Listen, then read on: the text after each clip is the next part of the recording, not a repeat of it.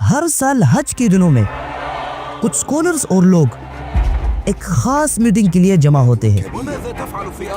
دنیا بھر میں جب سے یہودی اور اسرائیل پاور میں آ چکے ہیں تب سے لے کر اب تک پچھلے 100 سالوں سے پوری دنیا میں مسلمانوں پر ظلم اور ستم کی ساری لیمٹس کراس ہو چکی ہے۔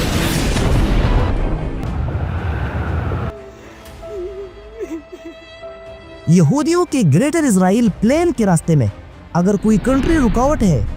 تو وہ پوری دنیا کے مسلمانوں کی اکلوتی ایٹمی طاقت پاکستان ہے، اور اپنی اسی مقصد کے لیے اسرائیل نے انڈیا کا یوز کیا تاکہ انڈیا اسرائیل کے کندھے پر بندوق رکھ کر مسلمانوں اور پاکستان پر چلائے۔ اسی ٹنس سچویشن کی وجہ سے مسلمانوں کے دل و دماغ میں یہ بات بہت ہی زیادہ گھوم رہی ہے، امام مہدی آ چکے ہیں۔ اسلام میں جتنی بھی نشانیاں امام مہدی کے بارے میں ذکر ہوئے ہیں وہ سب کے سب ایک ایک کر کے سارے پورے ہو چکے ہیں، جیسے پوری دنیا میں مسلمانوں پر ظلم کا بڑھنا، مسلمانوں میں کافی سارے فرقے بننا، قرآن صرف پڑھنے تک محدود رہنا اور اسلام صرف نام کا دین رہنا۔ لیکن ایک نشانی امام مہدی کے حوالے سے ایسی ہے جو ابھی تک پوری نہیں ہوئی، لیکن میں بھی وہ اب پوری ہو جائے۔ حضرت محمد صلی اللہ علیہ وسلم نے فرمایا کہ جب ایک خلیفہ کی موت ہوگی تو لوگوں کے درمیان جھگڑا، سول وار شروع ہو جائے گی کہ اب اگلا بادشاہ کون ہوگا۔ پھر ایک آدمی مدینہ جا کر وہاں چھپ جائے گا، لیکن لوگ اسے وہاں سے ڈھونڈ نکالیں گے، اور پھر وہ آدمی بھاگ کر مکہ آ جائے گا۔ پھر لوگ اس سے حجر اسود اور مقام ابراہیم کے درمیان زبردستی بیعت کریں گے، حالانکہ اس کا کوئی شوق نہیں ہوگا اور نہ وہ چاہے گا کہ اسے بادشاہ بنا دیا جائے۔ اس حدیث سے تو یہ کلیئرلی پتہ نہیں چلتا کہ وہ بادشاہ کون سے ملک اور کون سی جگہ کا ہوگا۔ ہاں، لیکن یہ ضرور پتہ چلتا ہے کہ مسلمانوں کے درمیان جو جھگڑا، سول وار شروع ہوگی، یہ کہیں اور نہیں بلکہ سعودی عربیہ میں ہوگی۔ اب جس ایکسپیکٹڈ بادشاہ کی موت پر سعودی میں سول وار ہونی ہے، اسی بادشاہ کو سمجھنے کے لیے ہمیں تھوڑا سا پیچھے جانا پڑے گا۔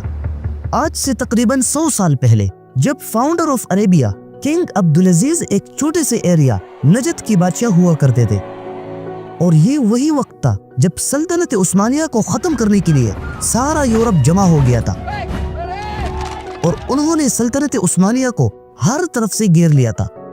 لیکن اس سب کے باوجود پھر بھی برٹش اتنے آسانی سے عثمانیہ کو ختم نہیں کر سکتے تھے، اس لیے برٹش نے آہستہ آہستہ سلطنت عثمانیہ کو اندر سے کمزور کرنا شروع کیا،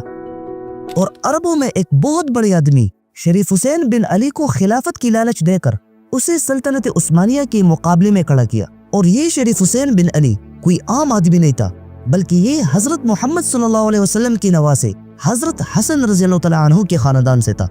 اس لیے سارے عربوں نے مل کر اسے فل سپورٹ کیا۔ اب شریف حسین بن علی کی بغاوت کی وجہ سے سلطنت عثمانیہ آہستہ آہستہ کمزور ہو گئی، اور ورلڈ وار 1 کے بعد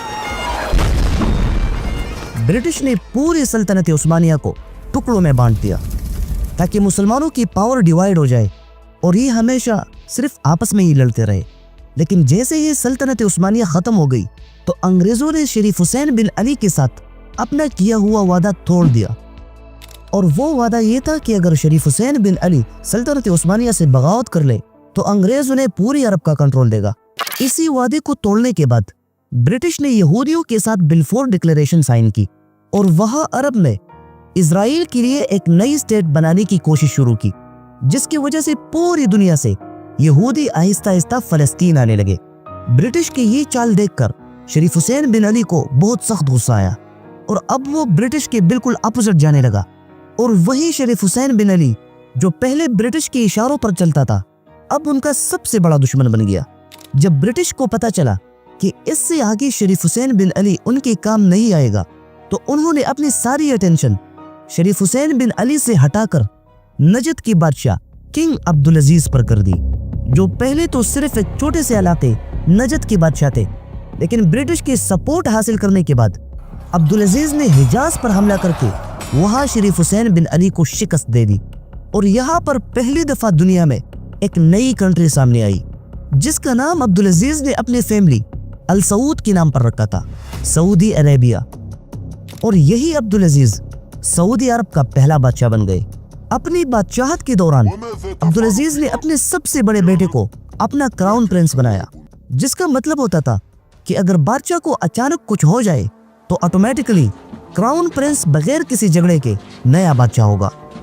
اور تب سے لے کر اب تک سعودی عربیہ میں یہی سسٹم چلتا آ رہا ہے۔ کہا جاتا ہے کہ عبدالعزیز کے بہت سارے بیٹے تھے، 100 سے بھی زیادہ، اور اس نے بہت ساری شادیاں بھی کی تھی، لیکن اس کے رجسٹرڈ بیٹے صرف 45 تھے۔ مطلب آج تک سعودی عربیہ میں ان کی ہی بیٹوں کی حکومت چل رہی ہے۔ اور جب یہ حکومت سیکنڈ جنریشن عبدالعزیز کی پوتوں کو ٹرانسفر ہوگی تو تب بادشاہت کو لے کر رائل فیملی میں بہت بڑا جھگڑا ہو سکتا ہے۔ اور ایگزیکٹلی کچھ ایسا ہی ہو رہا ہے۔ جب 2015 میں شاہ سلمان سعودی عربیہ کا نیا بادشاہ بنے تو اس نے آتے ہی اپنے بھائی کو کراؤن پرنس کے عہدے سے ہٹا لیا اور اپنے بھتیجے محمد بن نائف کو کراؤن پرنس بنایا، اور عوام کو یہ کہا کہ اس کا بھائی بوڑھا ہو چکا ہے، اور یہاں سے آگے تو کنگ عبدالعزیز کی پہلی جنریشن بھی ختم ہو گئی، اس لیے اس نے ابھی سے ہی عبدالعزیز کے سیکنڈ جنریشن کو بادشاہت دی تاکہ بعد میں ان میں کوئی لڑائی جھگڑا نہ ہو۔ لیکن یہ شاہ سلمان کی ایک بہت بڑی سازش تھی، کیونکہ اس کے صرف 2 سال بعد 2017 کی صبح کو سرکاری ٹی وی پر ایک نیوز چلی کہ محمد بن نائف اب کراؤن پرنس نہیں رہے، اور ان پر مختلف الزامات بھی لگائے۔ اصل میں شاہ سلمان چاہتے تھے کہ بادشاہت ان کے بیٹے محمد بن سلمان کو مل جائے، لیکن اگر وہ ڈائریکٹ اپنے بیٹے کو کراؤن پرنس بناتا تو اس کی امیج خراب ہو جاتی، اس لیے تو اس نے اپنے بھتیجے محمد بن نائف کو کراؤن پرنس بنایا۔ اور جب سلمان کو میڈیا، ملٹری، علماء اور عوام کی وجہ سے سپورٹ ملی تو اس نے اپنا وہ خواب پورا کر لیا، اور پھر شاہ سلمان نے اپنے بھائی اور محمد بن نائف دونوں کو اریسٹ کیا تاکہ وہ اس کے بیٹے محمد بن سلمان کے راستے میں نہ آئے، اور آج تک ان کو نظر بند رکھا گیا۔ اب اپنے پوائنٹ کی طرف آتے ہیں۔ آج کل تو سعودی عرب کے حالات بالکل نارمل ہے، لیکن جب ان کا موجودہ بادشاہ شاہ سلمان مر جائے گا تو بادشاہت کی وجہ سے سول وار کا خطرہ ہو سکتا ہے، کیونکہ سعودی عرب میں تقریباً 50% مسلمان محمد بن سلمان سے ناراض ہے اور کہتے ہیں کہ محمد بن سلمان کے کچھ فیصلے بالکل اینٹی اسلامک ہے، جسے محمد بن سلمان نے آتے ہی سنیما گھروں کو کھول دیا جو اس سے پہلے کافی وقت تک بند پڑے تھے۔ مرد اور عورتوں کو ایک ساتھ پکنک پر جانے کی اجازت دے دی۔ کئی مشہور سکولرز کو یا تو قید کیا اور یا ان کی منہ بند کروا لیے۔ فی الحال تو محمد بن نائف اور ان کے سپورٹرز کو نظر بند کیا گیا ہے، لیکن جب شاہ سلمان فوت ہوں گے تو پھر سارے عوام 2 گروپس میں ڈیوائیڈ ہو سکتے ہیں۔ امام مہدی کب ظاہر ہوں گے یہ اہم نہیں ہے، بلکہ اہم یہ ہے کہ ہم نے ان کے آنے کی تیاری کتنی کی ہے، کیونکہ امام مہدی کے آنے کے بعد سارے مسلمان 2 گروپس میں ڈیوائیڈ ہوں گے۔ ایک وہ گروپ ہوگا جو امام مہدی کو جھوٹا مان کر ان کا انکار کریں گے، اللہ ہمیں بچائے، اور دوسرا گروپ وہ ہوگا جو امام مہدی کے ہاتھ پر اپنے دین اسلام پر مرنے کے لیے بیعت کریں گے۔ اور جب کعبہ میں امام مہدی کی بیعت ہوگی تو دور دور سے مسلمان آ کر امام مہدی کی فوج میں شامل ہوں گے، خاص طور پر خراسان سے۔ لیکن امام مہدی کی یہ سچویشن دیکھ کر سیریا میں ایک بادشاہ بہت سخت غصہ ہوگا اور لاکھوں کی فوج تیار کر کے مکہ میں امام مہدی پر حملہ کرنے کے لیے روانہ ہوں گے،